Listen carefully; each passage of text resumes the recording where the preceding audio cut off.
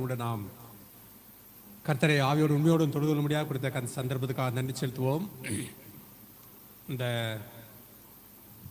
நாள் கூட குடும்பமாக அவருடைய பாடுகள், மரணம், உயிர்த்தெழுதலை நினைவுர்ந்து துதிக்கும்படியாக கொடுத்த சந்தர்ப்பத்துக்காக நன்றி செலுத்துவோம். இந்த கூட நாங்களும் அடியன் கூட உங்களோடு சேர்ந்து கர்த்தரை ஆராதிக்கும்படியாக கொடுத்த சந்தர்ப்பத்துக்காக நன்றி செலுத்துகிறேன். நம்முடைய விசுவாச வாழ்க்கையை தொடர்ந்து முன்னேறி செல்வதற்கு நமக்கு வேத வசனமானது நமக்கு மிகவும் முக்கியத்துவம் வாய்ந்ததாக இருக்க சொல்லி நம்ம அறிய முடியும்.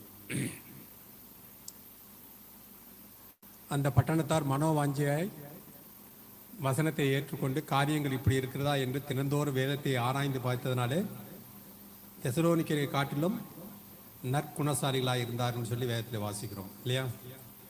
எந்த புத்தகத்தில் இருக்குது? அப்போஸ்தலர் நடவடிக்கைகள் 17வது அதிகாரம் 11வது வசனத்தில் இருக்குது. யாரும் வாசிங்க. ஏன் நாம் வேத வசனத்தை வாசிக்க வேண்டும்? ஏன் வேத வசனத்தை நாம் கேட்க வேண்டும்? செய்திகளை கேட்க வேண்டும். வசனமானது நமக்கு ஜீவனும் ஆவியுமாயிருக்குன்னு சொல்லி பார்க்கும்.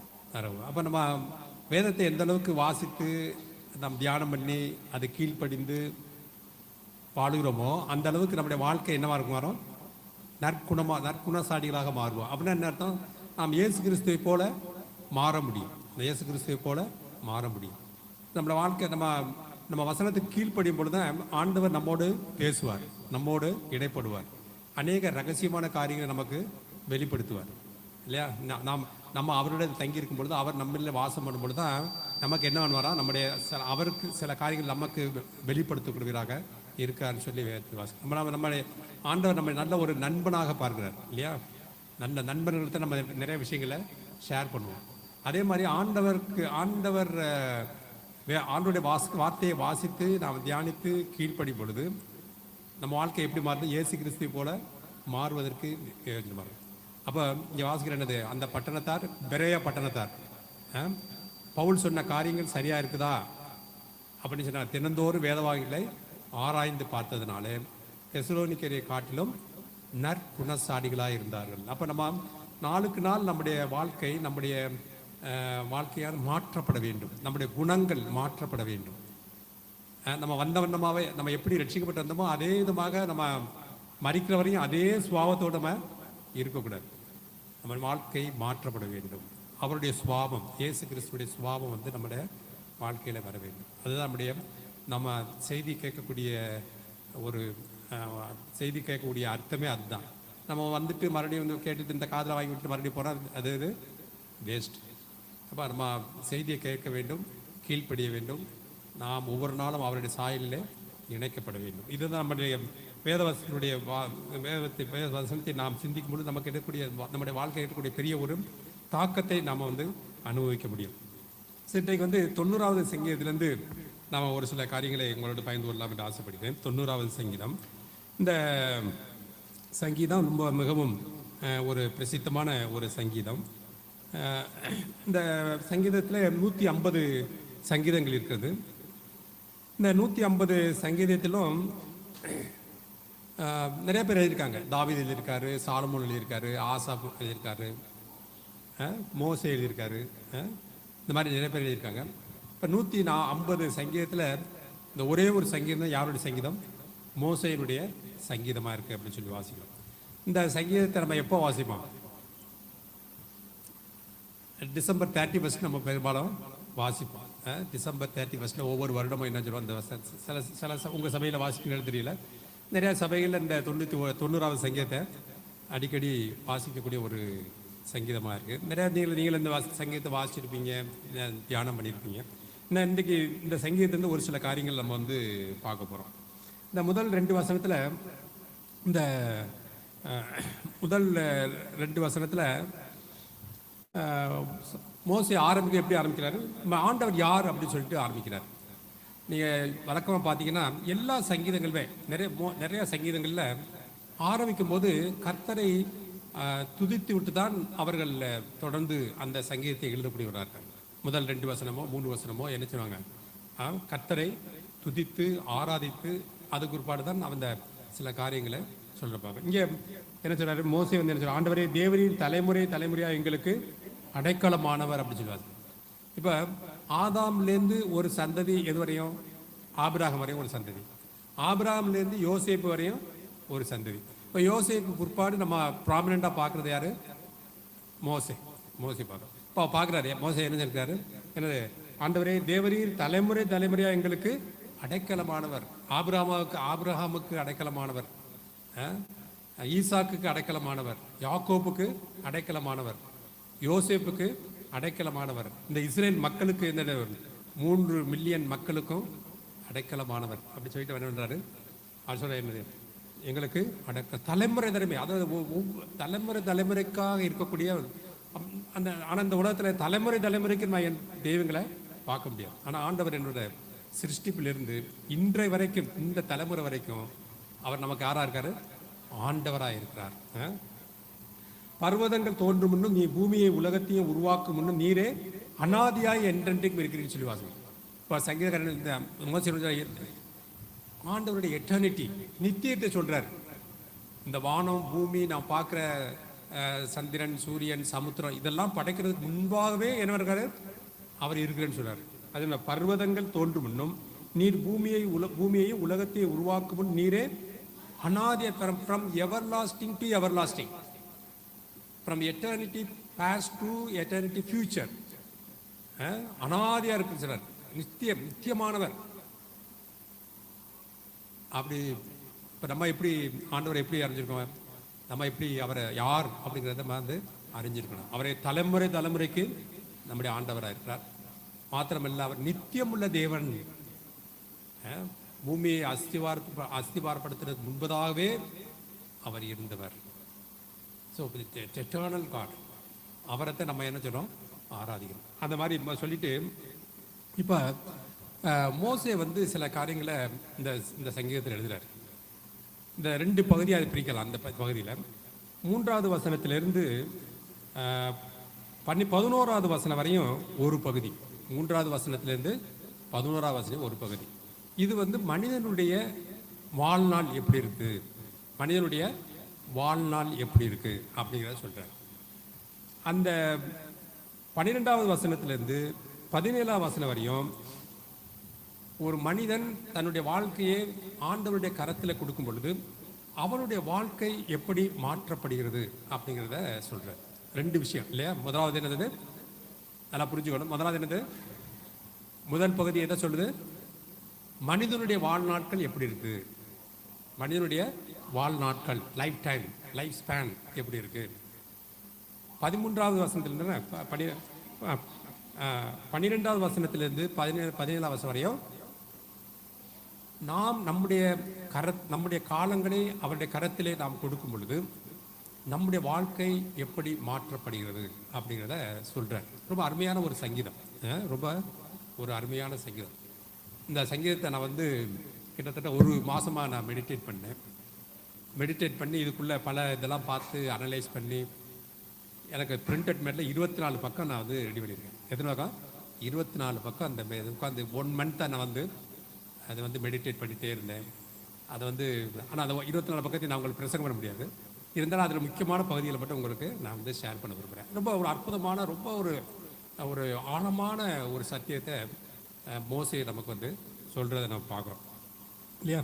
இப்போ நமக்கு வந்து காலங்கள் அவர் கருத்தில் இருக்கு பார்க்குறோம். இப்போ வந்து இப்போ ஃபர்ஸ்ட் நம்ம வந்து மனிதனுடைய வாழ்நாள் எப்படி இருக்குது அப்படிங்கிற குறித்து நம்ம வந்து சிந்திக்க போயிடும். இப்போ டைம் அப்படின்னு சொல்லும் பொழுது இப்போ நமக்கு இந்த கிளாக் இருக்கு இல்லையா? இந்த கிளாக்கில் என்ன இருக்குது? 3 கைகள் இருக்குது, 3 நீடில் இருக்குது. ஒன்று வந்து செகண்ட்ஸ், நொடியை காமிக்கக்கூடிய நீடில். இன்னொன்று என்னது? மினிட்ஸை காட்டக்கூடிய நீடில். 3வது ஹவர், மணியை காட்டக்கூடிய. இப்போ இந்த நிமிஷம் அல்லது இந்த செகண்ட் நீடில் வந்து வேகமாக போடுறோம், வெரி ஃபாஸ்ட்டாக போயிடும். ஹவர் அப்படிங்கிறது ரொம்ப ரொம்ப ஸ்லோவாக போகக்கூடியதை பார்க்குறோம். இப்போ அதே மாதிரி தான் சில காரியங்கள் நம்மளோட வாழ்க்கையில் வெகு சீக்கிரமாக கடந்து போயிடும். ஆனால் ஒரு சில காரியங்கள் ரொம்ப இட் வில் டேக் டைம். சில காரியங்கள் இப்போ ஆண்டவர் நம்முடைய வாழ்க்கையில் சில திட்டங்களை வச்சுருக்காரு. சில திட்டங்கள் ஷார்ட் டேர்ம் ப்ராஜெக்ட், அது வந்து என்னது? இந்த மினிட்ஸ் மாதிரி ஓடிட்டு இருக்கு. இன்னொன்று லாங் டேர்ம் ப்ராஜெக்ட் வச்சுருக்காரு, அதாவது நீண்ட நாள் செலுத்தக்கூடிய. இப்போ அதில் இதை பார்க்க போகிறோம்.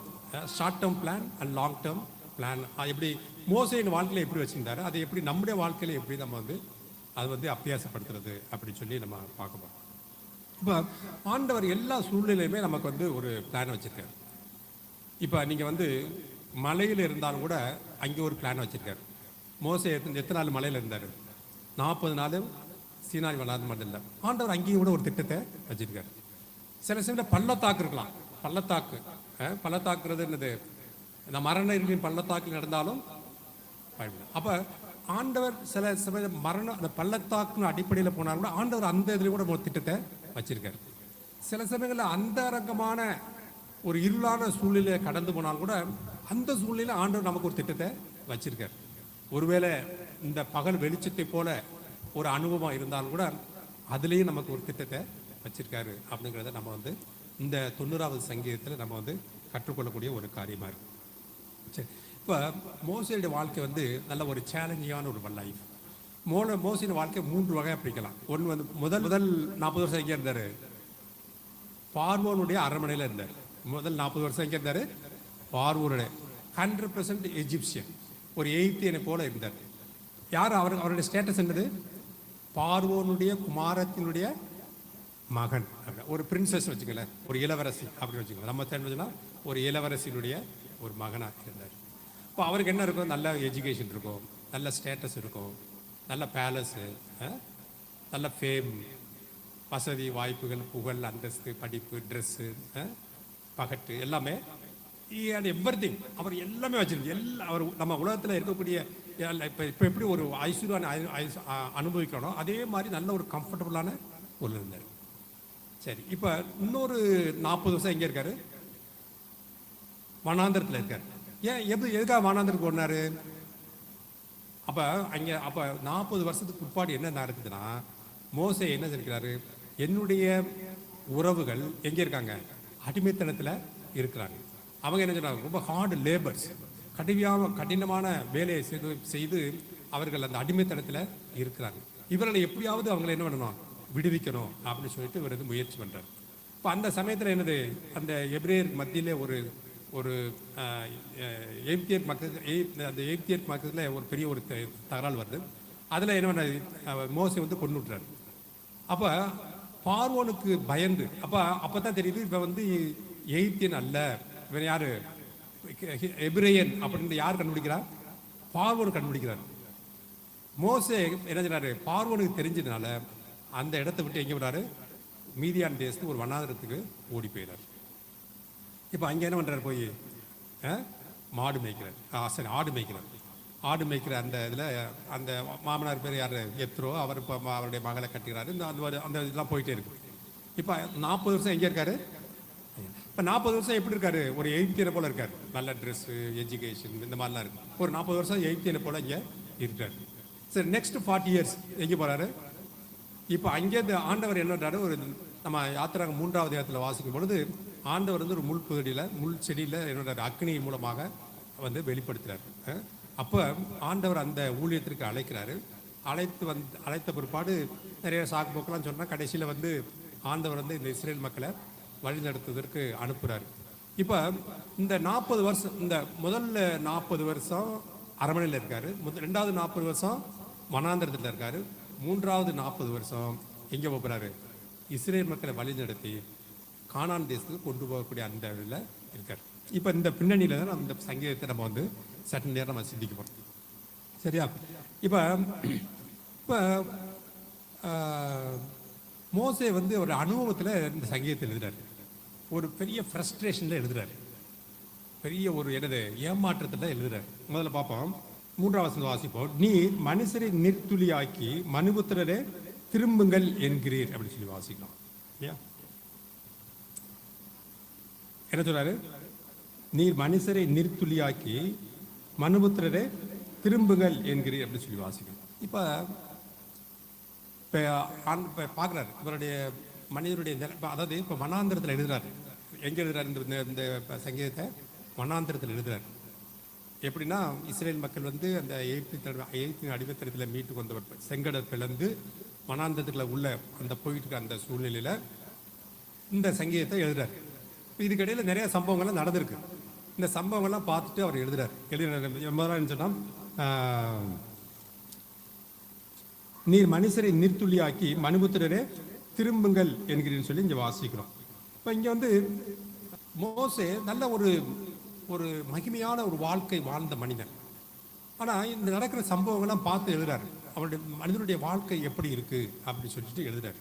இதில் பார்த்தீங்கன்னா இப்போ நம்ம வந்து ஒரு நல்ல ஒரு கவர்மெண்ட் அஃபீஷியல் இறந்து போகிறான்னு வச்சுங்களேன்.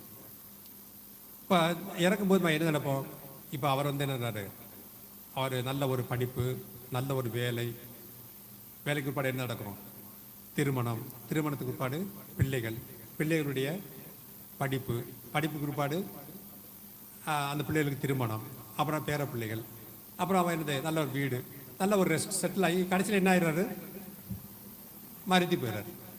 மறித்து போனால் என்ன செய்ய, மறுபடியும் என்ன செய்யறாங்க, அந்த சரீரத்தை எடுத்து நல்ல ஒரு பெட்டி, அழகான ஒரு பெட்டியை அடித்து அதில் வச்சு 4 ஸ்க்ரூ போட்டு டைட்டன் பண்ணி அங்கே பெரிய ஒரு குழிக்கில் இறக்கி முடிச்சிடுறாங்க. ஸோ இது பார்க்குறாரு, யார் பார்க்குறா, மோசே பார்க்குறாரு மனிதனுடைய நிலைமை எப்படி இருக்குது, மனிதனுடைய லைஃப் டைம் எப்படி இருக்குது அப்படின்னு சொல்லுவாங்க. அதை இங்கே வாசிக்கிறோம், நீர் மனுபுத்திரரை நீர்த்துளியாக்கி. அப்படின்னா என்னது, டஸ்ட். மனிதன் எங்கேருந்து எடுக்கப்பட்டான், மண்ணிலேருந்து எடுக்கப்பட்டான். மண்ணிலேருந்து எடுக்கப்பட்ட மனிதன் மறுபடியும் எங்கே போகிறான், மண்ணுக்கே போகிறான் அப்படிங்கிறத சார் லைஃப் இஸ் நத்திங் அப்படிங்கிறது சொல்கிறார். அதான் முதலாவது சொல்லக்கூடிய காரியத்தை தான் பார்க்குறோம். சரி, இப்போ எவ்வளோ தான் ஒரு மனுஷன் இந்த உலகத்தில் எவ்வளோ தான் பண்ணிட்டு கூட அவனுடைய வாழ்க்கை அதோடு முடிந்து போகக்கூடிய ஒரு காரியத்தை தான் நம்ம வந்து பார்க்குறோம். ஆனால் இங்கே வாசிப்போம் 4 வசனம் 5 வசனம் வாசிப்போம். உமது பார்வைக்கு 1000 வருஷம் நேற்று கழிந்த நாள் போலவும் அவர்களை வெள்ளம் போல் வாரிக்கொண்டு போகிறீர். நித்திரைக்கு ஒத்திருக்கிறார்கள், காலையிலே முளைக்கிற புல்லுக்கு ஒப்பாய் இருக்கிறார்கள் அப்படின்னு சொல்லி வாசிக்கிறோம். என்ன சொல்றாரு, அவர்களை வெள்ளம் போல் வாரிக்கொண்டு போகிறீர் அப்படின்னு சொல்றாரு. வெள்ளம் போல் வாரிக்கொண்டு சொன்னா இது பிராக்டிக்கலா சொல்றாரு. அவர் வந்து அனுபவத்தில் சொல்றாரு. முதல்ல அனுபவம் என்னது, மனிதனுடைய அநீத்தியத்தை குறித்து சொல்றாரு. மனிதனுடைய அநீத்தியம் இந்த உலகத்தில் எவ்வளவுதான் இருந்தாலும் என்னோட ஒரு நாளில் அவனுடைய மகிமையெல்லாம் போயிடுது. அவன் வந்து இறங்க அவன் மண்ணுக்கு எடுத்த விட மண்ணுக்கே திரும்பி போயிடான்னு சொல்லி வாசிக்கும். இப்போ இங்கே பாருங்க, மோசே வந்து இப்போ எத்தனாயிரம் பேரை வழி எடுத்துட்டு வர்றாரு, 6,3550 பேர் கொண்டு வர்றாங்க. இது மென் மட்டும், அந்த ஆண் புருஷர்கள் மட்டும். ஸோ மொத்தம் 3 மில்லியன் பீப்புள். 3 மில்லியன் பீப்புள் ஆனது 30 லட்சம் மக்கள். இப்போ 30 லட்சம் மக்கள் வந்து அவர் நடத்திட்டு வர்றாரு. நம்ம ஒரு சின்ன ஒரு பர்த்டே ஃபங்க்ஷன் அல்லது ஒரு திருமணம் அல்லது ஒரு ஏதாவது ஒரு ரிட்ரீட்டு நம்ம ஆர்கனைஸ் பண்ணுறதுக்கு எவ்வளவு நம்ம கஷ்டப்படுறோம். இல்லை ஒரு நீங்கள் சபை மக்கள்லாம் சேர்ந்து ஒரு டூர் போடுறோன்னு வச்சிங்களேன், ஒரு 3 நாள் டூர் போகிறீங்க, அதெல்லாம் அரேஞ்ச் பண்ணி ஆர்கனைஸ் பண்ணி போய் வர்றது ஒரு சாதாரண ஒரு விஷயம் இல்லை. ஆனால் மோசே என்ன பண்ணுறாரு, இந்த 3 மில்லியன் பீப்புள், இந்த மக்கள் எல்லாமே வழிநடத்தி வருதுன்னு பார்க்குறோம். இதில் பாருங்கள் என்ன சொல்கிறாருன்னா, அவர்களை வெள்ளம் போல் வாரிக்கொண்டு போகிறீர் அப்படின்னு சொல்லி வாசிக்கிறோம். அப்புறம் வெள்ளம் போல் எப்படின்னா, இப்போ நம்மளாம் யோசிச்சிருக்க மாட்டோம், இவெல்லாம் யோசிச்சிருக்க மாட்டோம். அதான் என்ன சொல்கிறாங்கன்னா, அந்த வேத பண்டிதர் சொல்கிறாங்கன்னா, அதாவது இந்த ஃபஸ்ட்டு ஜெனரேஷன் எல்லாமே வனாந்தரத்தில் அழிக்கப்பட்டு போயிட்டாங்க. அப்படின்னா கானான் தேசத்தில் பிரவேசிக்கலை. இந்த மூடைய விசுவாசத்தினால ஆண்டவர் வெயிட் பண்ணுறாரு. அவர் அவிசுவாசத்தினால ஆண்டவர் வெயிட் பண்ணுறாரு. எதுக்காக வெயிட் பண்ணுறாரு, காலேபு யோசுவாவை தவிர மற்ற யாருமே உள்ள பிரவேசிக்க முடியாது. இப்போ அதனால ஆண்டவர் வெயிட் பண்ணுறாரு. இந்த காலேபையும் யோசுவாவை தவிர மற்ற எல்லாரும் எங்கே போகணுங்கிறாரு, அந்த ஃபஸ்ட்டு ஜெனரேஷன் ஃபுல்லாக எங்கன்னா இங்கே அவங்க வந்து மடிய வேணுங்கிறது அவருடைய கோபம். அவரே வெயிட் பண்ணுறாரு. அந்த 20 வயசுக்கு கீழே உள்ள மற்ற மக்கள் தான் என்ன சொல்கிறாங்க, கானான் தேசத்தில் பிரவேசிப்பாங்க. இப்போ பார்த்தீங்கன்னா ஒரு கணக்கு, ஒரு ரஃபாக ஒரு கணக்கு என்ன சொன்னாங்கன்னா, இந்த 6 லட்சம் பேரை அடக்கம் பண்ணுறதுக்கு ஒரு நாளைக்கு 40 பேர், ஆவரேஜாக பார்த்தா ஒரு நாளைக்கு 40 பேர். அப்போ ஒரு பெரிய டீமே வச்சுருந்துருப்பார், ஃபினரல் சர்வீஸ் டீம்னே ஒன்று வச்சுருப்பார். மரித்த ஆட்களை அடக்கம் பண்ண இப்போ ஒரு நாளைக்கு எத்தனை பேர், 6 லட்சம் புருஷர்கள் பார்த்தீங்கன்னா 40 பேர் ஒரு நாளைக்கு 40 வருஷத்துக்கு. இன்னொன்று பார்த்தீங்கன்னா 3 மில்லியன் போக பார்த்தீங்கன்னா ஒரு நாளைக்கு 100 பேர். இதுக்கு இடையில இது வந்து ஆவரேஜாக 100 பேர். ஆனால் ஒரு நாளில் 3000 பேர் சாகிறவன் இருக்கான், 250 பேர் சாகிறவன் இருக்கான், 14,700 பேர் சாகிறவன் இருக்கான். இன்னொரு இன்னொருத்தர் 24,000 பேர் சாகிறவன் இருக்கிறான். இப்போ இவரெல்லாம் எல்லாமே என்னன்னா, இது வந்து பெரிய ஒரு இப்போ திடீர்னு நார்மலாக ஒருத்தர் 2 செத்தா நம்ம ஈஸியாக அடக்க முடியலாம். இப்போ திடீர்னு ஒரு சுனாமி வருது, ஒரு இப்போ நம்ம சிவகங்கை பக்கத்தில் ஒரு பெரிய சுனாமி வருது வச்சுக்கல, ஒரு 1000 பேர் இறந்து போயிட்டாங்க, எல்லா அலையும் கொண்டாந்து 1000 பாடி இங்கே இருக்குது.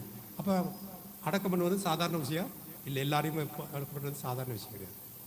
இப்போ இப்போ அதான் அதை சொல்கிறாரு பாருங்க, இந்த பின்னணியில் பார்க்கும்போது சொல்கிறாரு, அவர்களை வெள்ளம் போல் வாரி கொண்டு போயிரு, நித்திரைக்கு ஒத்திருக்கிறான், காலையில் முளைக்கிற புல்லுக்கு ஒப்பார்கள். காலையில் முளைக்கிற புல்லுடைய வாழ்க்கை வந்து ரொம்ப ரொம்ப ரொம்ப குறைவான ஒரு வாழ்க்கை. அந்த வாழ்க்கைக்கு அந்த புல்லினுடைய லைஃப் டைம் தான் மனிதனுடைய லைஃப் ஸ்பேன் இருக்கு அப்படின்னு சொல்றாரு. வெள்ளம் போல் வாரி கொண்டு போயிரு சொல்லி அவர் அனுபவத்தில் எழுதுறாரு.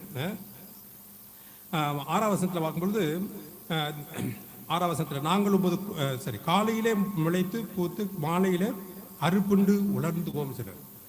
இப்போ என்னன்னா காலையில் இருந்து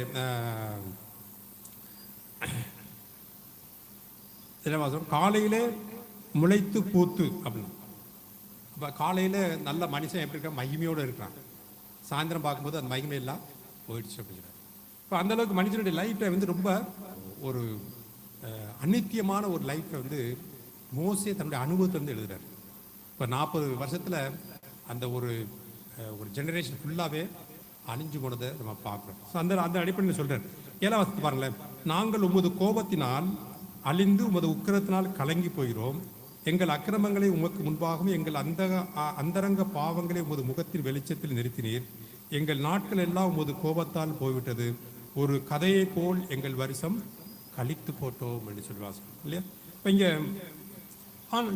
மோசே எதை பற்றி சொல்கிறாரு, தேவனுடைய கோபத்தை குறித்து சொல்கிறார். தேவனுடைய கோபத்தை குறித்து சொல்கிறார்.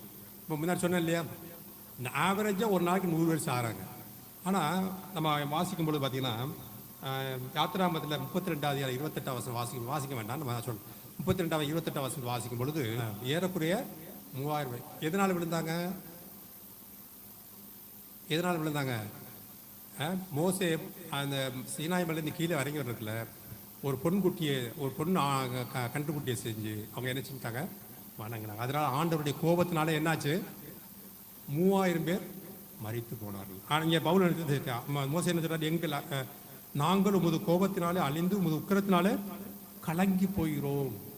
இன்னொரு வசனம் வாசிங்க, என்னாகமம் 25வது அதிகாரம் 9ஆம் வசனம் வாசிங்க. என்னாகமம் 25வது அதிகாரம் 9ஆம் வசனம். சரி, இப்போ அதில் 16:49 வாசிங்க. 16:49 மோசே என்ன சொல்றாரு, நாங்கள் உமது கோபத்தினால் அழிந்து உக்கிரத்தினால் கலங்கி போயிடும் சொல்றாரு. ஸோ ஆண்டவருடைய கோபம் எதனால் வந்துச்சு, நம்ம என்னது ஆண்டவருக்கு விரோதமாக அந்த விக்கிரகத்தை வணங்கினதுனால, விபச்சாரம் பண்ணினதுனால, மோசையினுடைய தலைமைத்துவத்திற்கு எதிராக நின்றதுனால என்ன ஆயிடுச்சு, அங்கே பல ஆயிரக்கணக்கான மக்கள் வந்து அங்கே மரித்து போனான்னு சொல்லி வாசிக்கணும். நான் இங்கே சொல்கிறேன். இப்போ 10ஆம் வசனத்தை வாசிக்கும்போது ஒட்டுமொத்தமாக சொல்கிறேன், எங்கள் ஆயுசு நாட்கள் 70 வருஷம், பலத்தின் மிகுதியால் 80 வருஷமாக இருந்தாலும் அதன் மேன்மையானது வருத்தமும் சஞ்சலமுமே, அது சீக்கிரமாய் கடந்து போகிறது, நாங்களும் பறந்து போகிறோம் அப்படின்னு சொல்றாரு. இங்கே மோசே நம்முடைய லைஃப் டைமை ஒரு ரத்தின சுருக்கமாக சொல்கிறார். என்னது, மனுஷனுடைய வாழ்நாள் எவ்வளவு, 70 வருஷம். 70லேருந்து 80 என்னவா இருக்கும், நமக்கு ஒரு எக்ஸசைஸு, டயட் கண்ட்ரோல், நல்ல மெடிசின், நல்ல ஒரு சூழ்நிலை இருந்துச்சுன்னா இன்னொரு 10 வருஷம். ஆனால் அந்த 10 வருஷம் எப்படி இருக்கு, நமக்கு வருத்தமும் சஞ்சலமே அப்படின்னு சொல்லுவோம். இப்போ 80 வருஷத்துக்கு பிற்பாடு என்ன பண்ணுறோம், நம்ம வந்து மூட்டு வலி வந்துடுது, கண் பார்வை போயிடுது. ஆனால் இருந்தாலும் என்ன சர்வே ஆகிறோம் இல்லையா, 70 வயசுலேருந்து இப்படியே ஓடிடுது, 70 to 80 வந்து அது அந்த காலகட்டம் வந்து நமக்கு ரொம்ப வருத்தமும் சஞ்சலமுமே என்று சொல்லி இங்கே வாசிக்கிறோம். இப்போ இது வந்து மனிதனுடைய நிலைமை சொல்கிறார், மனிதனுடைய நிலைமை சொல்கிறார். ஆனால் மோசையுடைய வாழ்க்கையில் வந்து ஒரு வித்தியாசத்தை பார்க்க முடியும். அதாவது இதெல்லாமே ஒரு சாதாரண மனிதனுக்கு நடக்கக்கூடிய ஒரு விஷயங்கள். மோசே எந்த வயசுல அழைக்கிறார் ஊழியத்திற்கு, 80வது வயசுல அழைக்கிறார். 80வது வயசுல அழைக்கிறாரு. அந்த மோசே வந்து எங்கே கொண்டு விடுறாரு, 8th இருக்கக்கூடிய அந்த அவருடைய சொந்த ஜனங்களை மீட்கும்படியாக இங்கேருந்து அனுப்புறாரு 80வது வயசுல. இப்போ நம்ம என்ன சொல்லுவோம், ஒருவேளை நம்ம ஊழியத்துக்கு வரும்பொழுது 20 வயசுல 25 வயசுல நம்ம ஊழியத்துக்கு வருவோம். நம்ம செஞ்சுட்டு வந்துரும்போது 60 வயசு 70 வயசு வரும்போது நம்ம என்ன பண்ணுறோம்? ஊழியம் போதுப்பா, நீ பார்த்துக்கப்பா, நீங்கள் சபையார் பார்த்துக்கப்பா, நான் ரெஸ்ட் எடுக்க போகிறேன் அப்படின்ட்டு போயிடுவோம். ஆனால் மோசைக்கு எப்போ ஆரம்பிக்குது ஊழியம்? 80வது வயதில் தான் ஊழியம் வந்து ஆரம்பிக்குது. 80வது வயது தான் ஊழியமே ஆரம்பிக்கிறத பார்க்கணும். இப்போ ஆண்டவர் நம்ம அதாவது ஆண்டவர் வந்து ஒரு நார்மல் லைஃப் வாழணும்னு விரும்புறதில்லை. ஒரு சாதாரண இந்த உலகத்து மக்கள் எப்படி ஒரு சாதாரண ஒரு வாழ்க்கை வாழுகிறார்களோ அப்படிப்பட்ட ஒரு வாழ்க்கை வாழ்வதற்கு ஆண்டவர் விரும்புவதில்லை. ஆண்டவர் நம்மளோட வாழ்க்கையில எதிர்பார்க்கணும் ஒரு சூப்பர் நேச்சுரல் லைஃப், ஒரு இயற்கைக்கு அப்பாற்பட்ட ஒரு வல்லமை உள்ள ஒரு வாழ்க்கை வாழ வேண்டும் என்கிறார். நம்முடைய வாழ்க்கையானது உலகத்துடைய மக்களுடைய வாழ்க்கையை காட்டிலும் ஒரு வித்தியாசமான ஒரு வாழ்க்கையாக இருக்க வேண்டும் என்று விரும்புகிறார். இப்போ அதுக்கு நல்ல மோசே நமக்கு நல்ல ஒரு எக்ஸாம்பிளாக இருக்கார். இப்போ மோசேக்கு வந்து உண்மையிலேயே நமக்கு நம்முடைய 80 வயசுக்கு பிற்பாடு நம்முடைய சரீரம் எப்படி இருக்குமோ அதே சரீரம் தான் அவருக்கு இருந்தது லிட்டரலாக. ஆனால் அதே சமயத்தில் அவருடைய வாழ்க்கையை ஆண்டவருடைய கரத்தில் கொடுக்கும் பொழுது அந்த நார்மல் லைஃப் வந்து என்ன மாற்றப்படுகிறது? சூப்பர் நேச்சுரல் லைஃபாக மாற்றப்படுகிறது. அது சாதாரண வாழ்க்கையானது அது அசாதாரணமான ஒரு வாழ்க்கையாக மாற்றப்படுகிறத மோசேயுடைய வாழ்க்கையில நாம் பார்க்க முடியும். இப்போ நம்மளை கூட ஆண்டவர் நம்ம கூட மாற்ற முடியும். நம்ம ஒரு சாதாரண வாழ்க்கையை வாழ்ந்து போகும் தான் நம்ம விரும்புகிறோம். ஆனால் ஆண்டவர் நம்முடைய வாழ்க்கையை எதிர்பார்க்குறதுன்னா ஒரு சூப்பர் நேச்சுரல் லைஃப், ஒரு வித்தியாசமான மற்ற மக்களை காட்டில ஒரு வித்தியாசமான வாழ்க்கை வாழ வேண்டும் என்று விரும்புகிறார். இது அதை தான் நம்ம மோசையுடைய வாழ்க்கையில நம்ம பார்க்கிறோம். இப்போ மோசே ஒருவேளை நினைச்சிருக்கலாம் இல்லையா? மோசே வந்து 80 வயசு ஆன ஒரு பாடு 80, 81, 82, 83 வயசுல ஒரு 90 வயசுல நம்ம இறந்து போயிடுவோம் அப்படின்னு ஒரு நினைச்சிருக்கலாம். ஆனால் ஆண்டவர் வந்து அவருடைய மோசே வந்து தன்னுடைய காலத்தை அவருடைய கரத்திலே கொடுக்கும் பொழுது ஆண்டவர் அவருடைய வல்லமையாக another 40 years இன்னொரு ஒரு ஃபேஸ், இன்னொரு 40 வருஷம் ஆண்டவருக்கு மகிமையாக ஜீவிக்க முடியாத ஒரு வாழ்க்கையை கொடுத்ததை பார்க்கிறோம். மோசே வந்து அதாவது சரித்திரத்தில் இயேசு கிறிஸ்து தான் இந்த உலகத்தில் வாழ்ந்த பொழுது ஒரு நல்ல ஒரு மகிமையான ஒரு வாழ்க்கை வாழ்ந்தார். அதற்கடுத்து நான் சொல்வேன்னா மோசே தான் அந்த உலகத்தில் வாழ்ந்த நபர்களிலே எல்லா மனிதர்களை காட்டிலும் ஒரு பெரிய ஒரு சூப்பர் நேச்சுரல் லைஃப் அல்லது பெரிய ஒரு 80 வயசுக்கு பிற்பாடு மிகப்பெரிய ஒரு மகிமையான ஒரு வாழ்க்கை வாழ்ந்து கர்த்தருக்குள்ளே மரித்த மனிதன் என்று தான் நாம் சொல்ல முடியும். அவனுடைய வாழ்க்கையில் பல அதிசயங்களை மோசேயின் வாழ்க்கையில அவன் கர்த்தர் செய்து அந்த மக்களுக்கு மத்தியில் தன்னை விளங்க பண்ணின காரியங்களை நாம் வந்து பார்க்க முடியும். சரி, இப்போ இதில் பார்த்தீங்கன்னா இப்போ நம்மளும் கூட நம்முடைய வாழ்க்கையிலும் கூட இப்படிப்பட்ட ஒரு அசாதாரணமான காரியங்களை செய்யணும் தான் ஆண்டு விரும்புகிறார். இப்போ இதுக்கு நமக்கு என்ன தேவைன்னா நமக்கு வந்து விசுவாசம் தேவை. நம்ம ஒரு வசனத்தை வாசிப்போம். 2 கொரிந்தியர் 5வது அதிகாரம் 6, 7 வாசிப்போமே. நம்ம தரிசித்து நடவாமல் நம்ம எப்படி இருக்கணுமா? விசுவாசத்திலே நம்ம நடக்கணும். தரிசித்து நடாமல் விசுவாசம் நடக்கணும். இப்போ நமக்கு வந்து இப்படிப்பட்ட ஒரு சூப்பர் நேச்சுரல் லைஃப் வாழ வேண்டும் என்றால் நமக்கு என்ன தேவை? ஒரு விசுவாசம் தேவை. இப்போ மோசே ஆண்டவரை சந்தித்ததுனால தான், ஆண்டவருடைய கரத்தில் தன்னுடைய வாழ்க்கையை ஒப்பு கொடுத்ததுனால தான் ஆண்டவர் அவரை மிகப்பெரிய அளவில் ஒரு பெரிய மகிமையை கொண்டு வரக்கூடிய அளவில் ஆண்டவர் மோசை எடுத்து பயன்படுத்தினதை பார்க்கணும். இப்போ அதே போல் நம்முடைய வாழ்க்கையும் கூட அவரை ஆண்டவராக இயேசு கிறிஸ்து நம்முடைய வாழ்க்கையை சொந்த ரட்சகனாக ஏற்றுக்கொண்டு அவருடைய பிள்ளைகளாக இருக்கும் பொழுது நிச்சயமாக மோசையுடைய வாழ்க்கையில எப்படி ஒரு மகிமையான காரியங்களை செய்தாரோ அதே காரியத்தையும் கூட நம்முடைய வாழ்க்கையிலும் ஆண்டவர் செய்ய முடியும். அதை தான் வாசிக்கும்.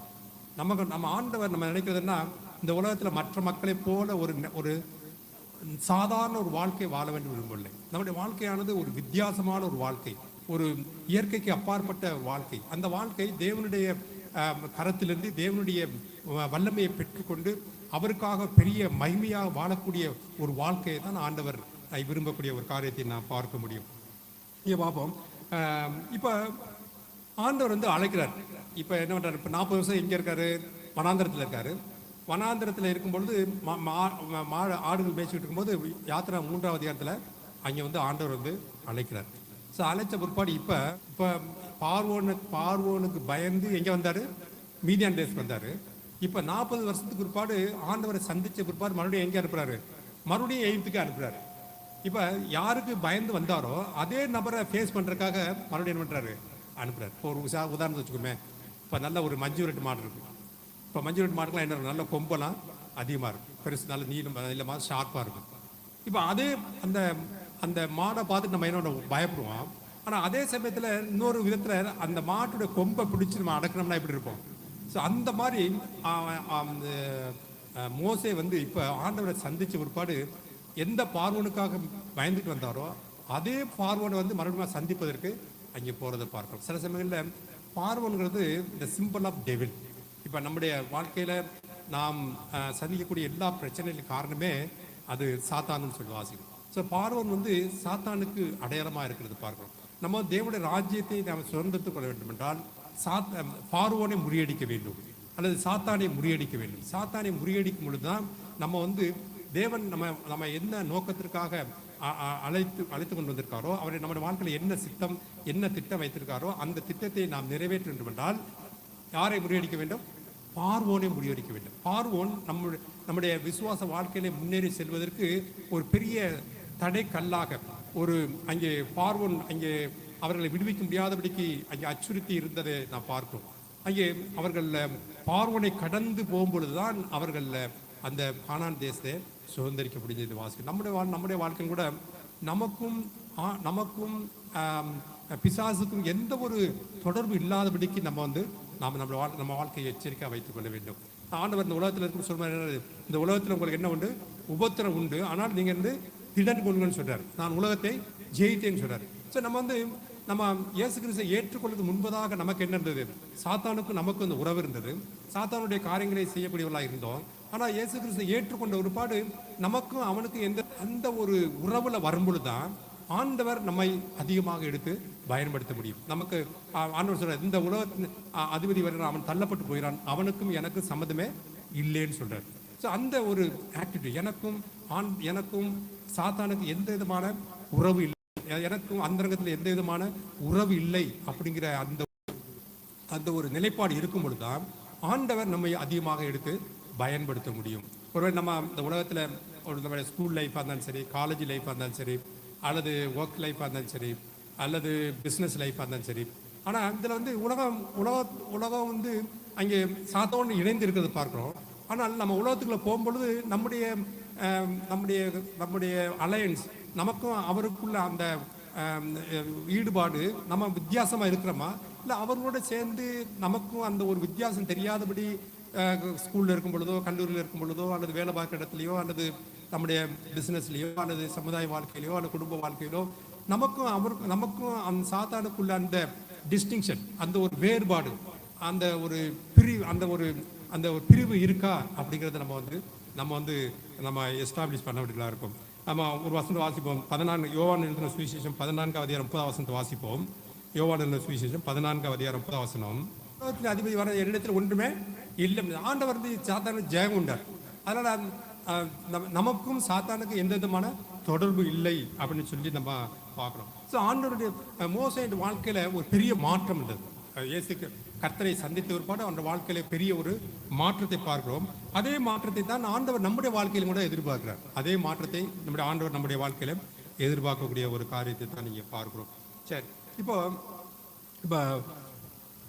முக்கியமான விஷயம் என்னன்னா, நம்ம ஒவ்வொரு வருஷமும் சில ரெசல்யூஷன் எடுக்கிறோம் இல்லையா, ஒரு தீர்மானம் எடுக்கிறோம். ஒவ்வொரு வருஷமும் ஒரு தீர்மானம் எடுக்கிறோம். என்ன தீர்மானம் எடுக்கிறோம்? இந்த வருஷம் நீங்க ஏதாவது ஒரு தீர்மானம் எடுத்தீங்களா? அல்லது வேதாகமத்தை நான் வந்து இந்த வருஷத்துக்குள்ள ஒரு தடவை முழுமையாக படிக்க போகிறேன், ஏதோ ஒரு தீர்மானம். அல்லது இந்த வருஷத்தில் ஒரு 100 ஆத்துமாக்களை நான் வந்து 100 ஆத்துமாக்களுக்காக இந்த சுவிசேஷத்தை சொல்ல போகிறேன் அப்படிங்கிற ஒரு தீர்மானம். அல்லது எனக்கும் ஆண்டவருக்குள்ள இந்த உறவை இந்த வருஷத்தில் நான் வந்து சரி செய்ய போகிறேன். இப்போ இந்த மாதிரி ஒரு தீர்மானம் எடுக்கலாம் இல்லையா? இல்லை அல்லது என்னுடைய உற்றார் உணவர் ரட்சிப்புகளை வழிநடத்துவதற்கு ஒரு தீர்மானம் எடுத்திருக்கேன் அப்படின்னு நீங்கள் ஒரு தீர்மானம் எடுத்துக்கலாம். ஆனால் ஆண்டவர் நம்ம தீர்மானம் வந்து அது ஷார்ட் டேர்மாக இருக்கலாம், இல்லை லாங் டேர்மாக இருக்கலாம். நம்ம ரெசல்யூஷன் எடுக்கும்போது ஆண்டவர் அந்த தீர்மானத்தை நமக்கு என்ன பண்ணுறாரு? கனப்படுத்தக்கூடியவராக இருக்கார். சில பார்த்தீங்கன்னா மோசையின் வாழ்க்கையில் ரொம்ப ஒரு இன்ட்ரெஸ்டிங்கான விஷயம் என்னென்னா, மோசையுடைய ஒரு பக்கம் என்னென்னா, ஆண்டவர் அழைத்து கொண்ட ஒரு பாடு அவருடைய வாழ்க்கையில் நிறைய அற்புதங்களை அடையாளம் செய்கிறார். இப்போ பார்த்தீங்கன்னா அங்கே வரும்பொழுது 10 பாதைகள், 10 பாதைகளில் பெரிய ஒரு அற்புதத்தை பார்க்குறோம். அப்புறம் அங்கே இருந்து எய்த்துடைய தலைச்சங்கள்லாம் சங்கரிக்கப்படுகிறது பார்க்குறோம். செங்கடலை 2 கொண்டு வர்றது பார்க்கணும். வனாந்தரத்துக்கு வந்த ஒரு பாடு என்ன நடக்குது? வனாந்தரத்தில் வந்த ஒரு பாடு மன்னாவை கொடுக்குறாரு. மேக ஸ்தம்பம் அக்கினி ஸ்தம்பம் வழி நடத்திருக்கு இருக்கு. அவங்களுக்கு ட்ரெஸ் என்ன இல்லை, ட்ரெஸ் எல்லாம் பழசா போல. இது செப்பல் இல்லையா, அதெல்லாம் எப்படி அப்படியே புதுசாக அப்படியே இருக்குது. இதெல்லாம் பார்க்கும்போது பெரிய ஒரு அற்புதமாக இருக்குது இல்லையா. பெரிய பயங்கர என்ன ஒரு கல்மழையை அடைக்கிறாரு, என்ன வருது, தண்ணீர் வருது. மக்கள் வந்து என்ன கேட்குறாங்க, நான்வெஜ் கேட்குறாங்க. அப்போ உடனே இந்த காடையில் வந்து கொடுக்குறாரு. ஸோ பயங்கர அது இது யார் அனுபவிக்கிறா, யார் மூலமாக வருது, எல்லாமே மோசே மூலமாக வருது. மோசே அவ்வளவு ஆண்டவர் மகத்துவம் பயன்படுத்துறாரு, வல்லமையாக பயன்படுத்துறாரு. ஒருவேளை நம்ம சில சமயங்களில் மோசே வந்து அப்பா எனக்கு எவ்வளோ பெருமைப்பா, எவ்வளோ என்னை ஆண்டவர் எவ்வளோ விதம் பயன்படுத்தி வர்றாரு அப்படின்னு சொல்லிட்டு அவன் அவரில் இருந்திருக்க முடியும். இப்போ நம்மளோட சில சமயங்களில் ஆண்டவர் என்னை வந்து ரசித்திருக்காரு, எனக்கு நல்ல வேலையை கொடுத்துருக்காரு, எனக்கு என்ன பண்ணுறது பிள்ளைகளை கொடுத்துருக்காரு. அந்த பிள்ளைகளை இன்னும் நல்லா படித்து நல்ல வேலைக்கு போயிருக்காங்க. அந்த பிள்ளைகளுக்கும் என்ன பண்ணுறது ஆண்டவர் நல்ல பிள்ளைகளை கொடுத்துருக்காரு. எங்களுக்கு நல்ல வீடை கொடுத்துருக்காரு, கார் கொடுத்துருக்காரு. முடிஞ்சால் வந்து கர்த்தரை ஆராதிக்கிறதுக்கான ஒரு சொகுசான ஒரு இடத்த கொடுத்துருக்காரு. நாங்கள் வந்து போய் ஆராதிச்சுட்டு ஒரு காணிக்கை கொடுத்துட்டு அப்படி போயிருக்கணும் அப்படின்ற இது ஒரு வகையான ஒரு வாழ்க்கை. இப்போ இது வந்து நிறைய பேருடைய வாழ்க்கை எப்படி இருக்கு, திருப்தியாக இதிலே போயிடுது, திருப்தியாக இதில் போயிடுது. ஆனால் ஆண்டவர் இதுக்கு மேலாக எதிர்பார்க்குறார். இது வந்து நார்மல் லைஃப். இது எல்லாமே யாருக்கு நடக்குது, அவிசுவாசிக்கு நடக்குது. அதை நீங்கள் நினைச்சாலும் நினைக்காட்டி அவங்களுக்கு நீங்கள் என்ன செய்றீங்களோ இதை விட நல்ல பக்கவாக அவங்க செய்கிறாங்க. ஆனால் ஆண்டவர் முதலாவது தேவனுடைய ராஜ்யத்தை நீதியை தேடுங்க, அப்படி இதெல்லாம் கூட கொடுக்கப்படுகிறார். இப்போ நம்ம இதில் கான்சன்ட்ரேட் பண்ணோம்னா நமக்கும் அவங்களுக்கு என்ன இல்லை, வித்தியாசமே இல்லை. அப்போ ஆண்டவர் நமக்கு வந்து ஒரு பெரிய ஒரு அதாவது நமக்கு இருக்கக்கூடிய ஆண்டவர் கொடுக்கக்கூடிய ஆசீர்வாதத்திலே நம்ம லைத்து போகாதபடிக்கு இதை தாண்டி ஆண்டவர் நம்ம வாழ்க்கையில் ஒரு சித்தத்தை வச்சிருக்கார், ஒரு நோக்கத்தை வச்சிருக்கிறார். அந்த நோக்கத்தை நாம் அறிந்து கொண்டு நாம் என்ன செய்யணும், அதை நிறைவேற்ற நாம் பிரயாசப்பட வேண்டும். இப்போ அதை அந்த மோசையின் வாழ்க்கையில் பார்க்க போகிறோம். சரி, மோசை என்ன செஞ்சார் பார்ப்போமா. இப்போ யாத்திராகமம் 40வது அதிகாரம் 1வது வசனம். கர்த்தர் மோசையை நோக்கி, முதலாம் மாதம் முதல் தேதியில் ஆசரிப்பு கூடாரத்தின் வாசஸ்தலத்தை ஸ்தாபனம் பண்ணு. போதும். சரி, இப்போ என்ன சொல்றாரு, முதலாவது வசனம் பார்க்குறோம். மறுபடியும் வாசிக்கும், டேட்டு மட்டும் வாசிக்கும். முதலாவது மாதம் 1ஆம் தேதியில் பண்ணு அப்படியா. சரி, இப்போ 17ஆம் வசனம் வாசிங்க. வசனம் 2ஆம் வருஷம் 1ஆம் மாதம் முதல் தேதியில் வாசஸ்தலம் ஸ்தாபனம் பண்ணப்பட்டது. இப்போ இதில் என்ன பார்க்குறேன், இப்போ இந்த 2 வருஷத்துக்கு இடையில எத்தனை வருஷம் இருக்கு, 1 வருஷம் இருக்கு. அங்கே வந்து 1வது வருஷம் 1வது மாதம் 1ஆம் தேதி, இங்கே வந்து 2வது வருஷம் 1வது மாதம் 1 தேதி. இப்போ ரெண்டுக்கு வந்து அப்படிதான், ரெண்டுமே இடையில கேப்பில் ஒன்லி 1 இயர், 1 வருஷம் இருக்கு.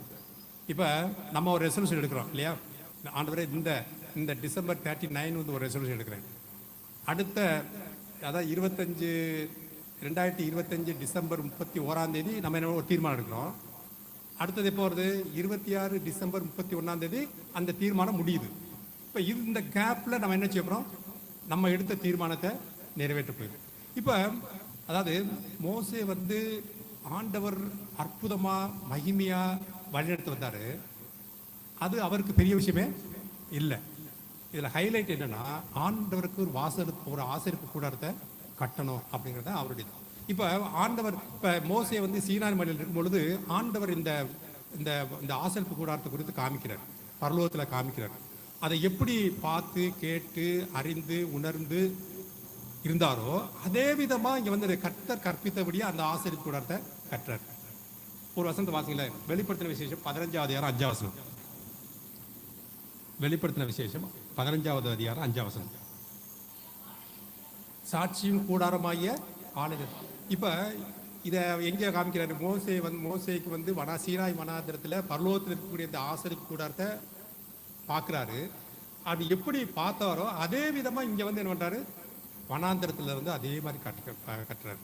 இப்போ அது மாதிரி ஆண்டவர் ஆண்டவர் அவர் வசனத்து மூலமாக என்ன கற்பிக்கிறாரோ, என்னத்தை கேட்கிறோமோ, அதே விதமாக நம்முடைய வாழ்க்கையிலும் அவருடைய திட்டத்தை நிறைவேற்றணும்னு விரும்புகிறார். அவருடைய திட்டம் என்ன? இப்போதைக்கு அவருடைய திட்டம் என்ன வாசிப்போம். அப்போ மத்தேயு சுவிசேஷம் 6 33 வருஷம் வாசிங்க. மத்தேயு சுவிசேஷம் 6 33 வசனம்.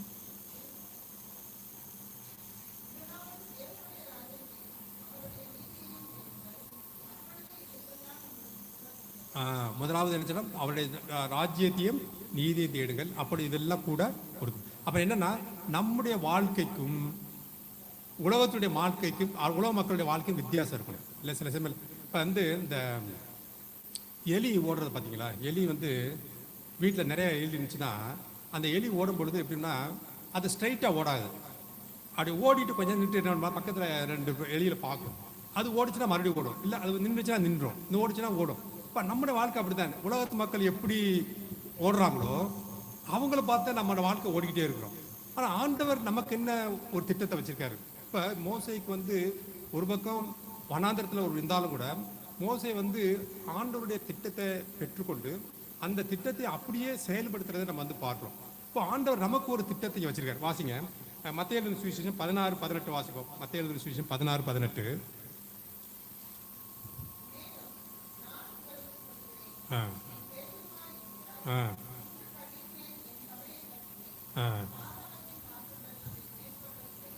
ஆண்டவருடைய திட்டம் என்னது? இந்த பிரதான திட்டம் என்னது? என்னுடைய சபையை நான் கட்டுவேன்னு சொல்றாரு. என்னுடைய சபையை நான் கட்டுவேன்னு சொல்றாரு.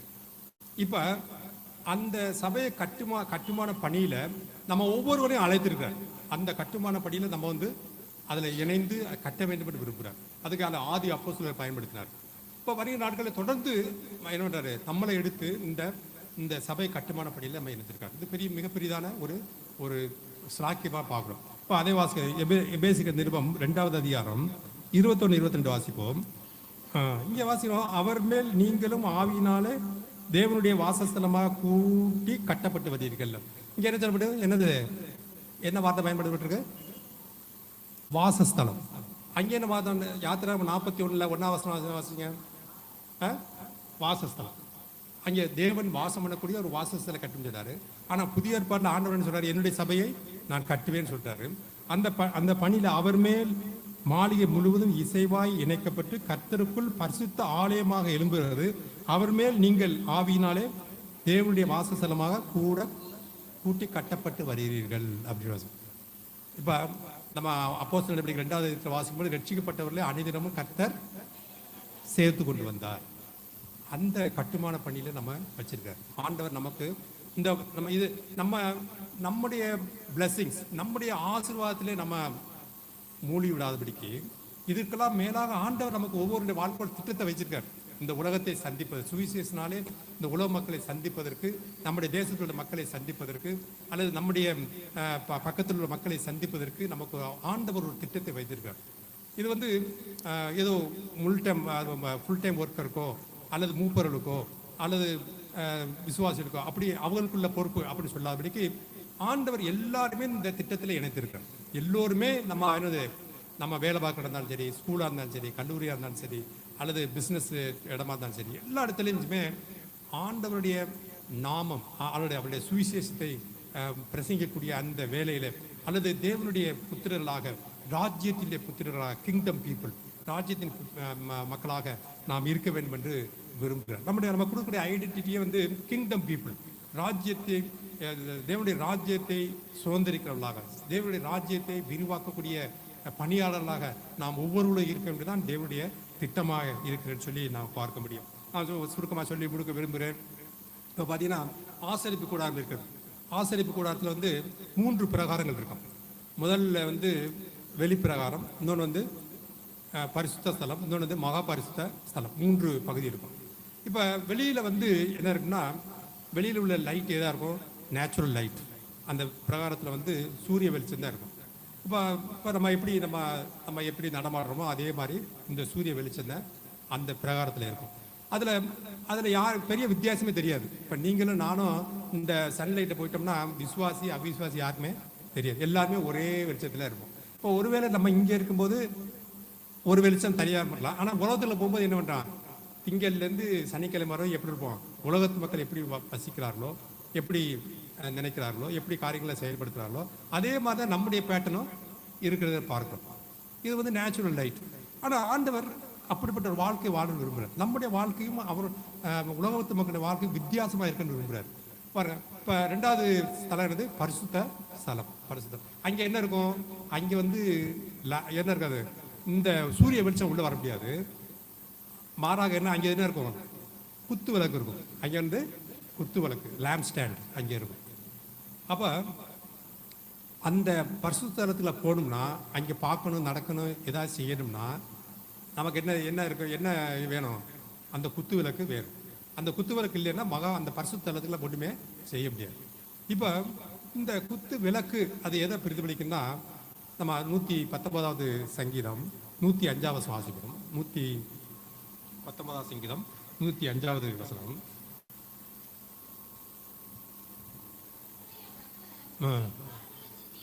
உம்முடைய வசனம் கால்களுக்கு தீபமும் பாதைக்கு வெளிச்சமாக இருக்குதுன்னு சொல்லி வாசிக்கிறோம். இப்போ நம்ம ஒவ்வொரு நாளுமே நம்ம என்ன சொன்னோம்? ஆண்டவருடைய வார்த்தைக்கு நம்ம செவி கொடுக்க வேண்டும். நம்ம ஆண்டவர் நம்முடைய வாழ்க்கையில் அவருடைய சித்தத்தை, அவருடைய நோக்கத்தை, அவருடைய பிளானை நம்ம வாழ்க்கையில் நிறைவேற்ற வேண்டும் என்றால் நம்ம அனுதினமும் அவருடைய வார்த்தையிலே நாம் நிலைத்திருக்க வேண்டும். அவர் வாழ்க்கையை கீழ்ப்படிய வேண்டும். அப்புறம் என்ன அர்த்தம்? நம்ம ஒவ்வொரு நாளும் என்னென்னு குயட்டம் எடுக்கணும். ஒவ்வொரு நாளும் வேதத்தை வாசித்து நம்ம வந்து ஜெபிக்க வேண்டும். அப்படி ஜெபிக்கும் பொழுது தான் ஆண்டவர் நம்முடைய வாழ்க்கை நினைச்ச முடியும். அவருடைய திட்டத்தை நாம் புரிந்து கொள்ள முடியும். அவருடைய திட்டத்தை நாம் வந்து நிறைவேற்ற முடியும். பார்த்தீங்கன்னா ஆண்டவருக்கு நமக்குள்ள அந்த நெருக்கமான உறவு எப்படி பெற முடியும்? நம்ம ஒருவேளை பிரதர் இருக்காரு, அவர் ஒரு எவாஞ்சலிஸ்டாக இருக்காரு. இப்போ அவர் என்ன சொல்றாரு? ஒரு 100 ஆத்துமாக்களை கொண்டு வந்துட்டாரு வச்சுக்கல, நீங்கள் என்ன நினைப்பீங்க? என்ன நினைப்பீங்க? ஸோ பர்னபாஸுக்கும் ஆண்டவருக்கும் பெரிய ஒரு நெருக்கம் இருக்குது அப்படின்னு நீங்கள் நினைப்பீங்க. சரி, சிஸ்டர் வந்து ஒரு 1 லட்ச ரூபா காணிக்க போட்டாங்க. அப்போ என்ன நினைப்பீங்க? ஆண்டவர் அதிகமாக நேசிக்கிறாங்க அப்படின்னு சொல்லுவாங்க. ஒரு சிஸ்டர் 52 வாரமும் சபைக்கு வந்துடுறாங்க, ஆராதனை கரெக்டாக வந்துடுறாங்க. அப்போ என்ன? நீங்கள் ஆண்டவருக்கும் அவருக்கும் பெரிய நெருக்கம் இருக்குது அப்படின்னு சொல்லுவாங்க. அவுட்ரீச் மினிஸ்ட்ரி எங்கே ஊழியம் நடந்தாலும் அவங்க போயிடுறாங்க.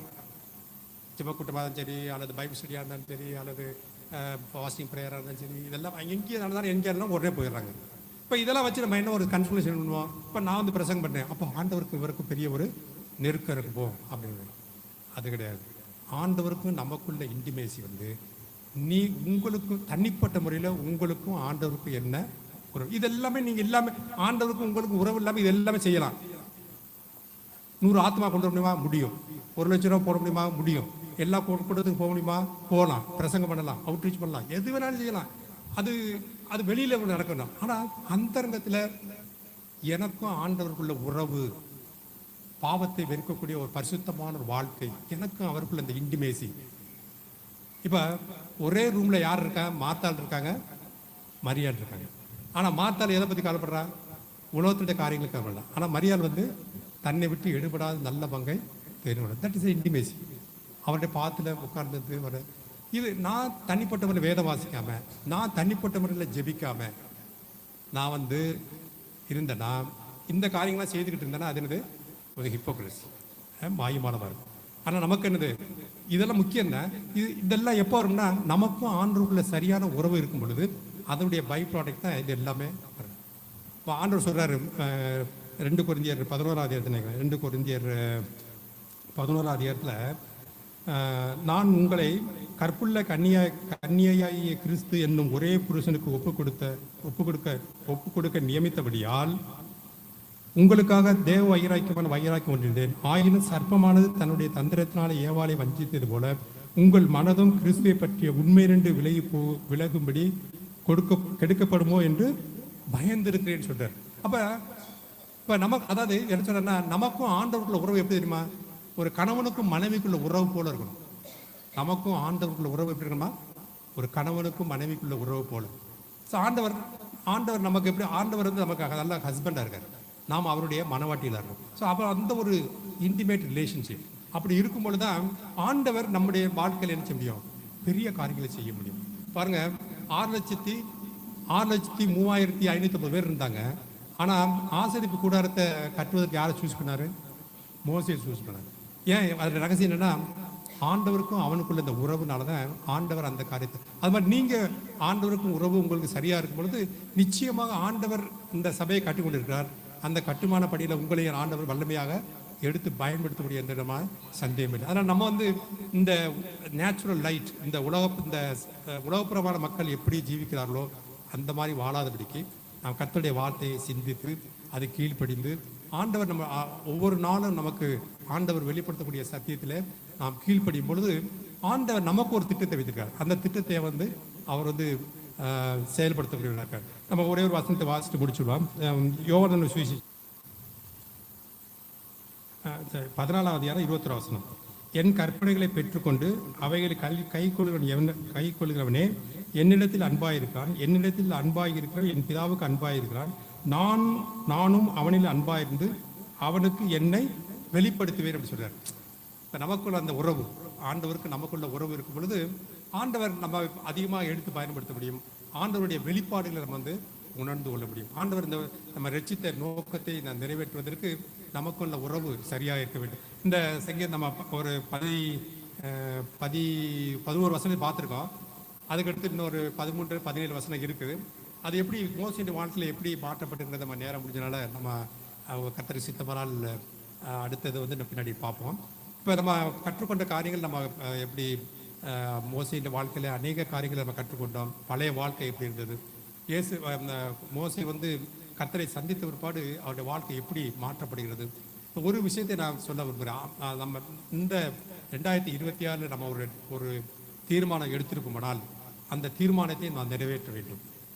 நாம் தீர்மானம் எடுக்க வேண்டும். ஆண்டவருக்காக ஏதாவது செய்ய வேண்டும் என்ற தீர்மானத்தை நம்ம எடுக்க வேண்டும்.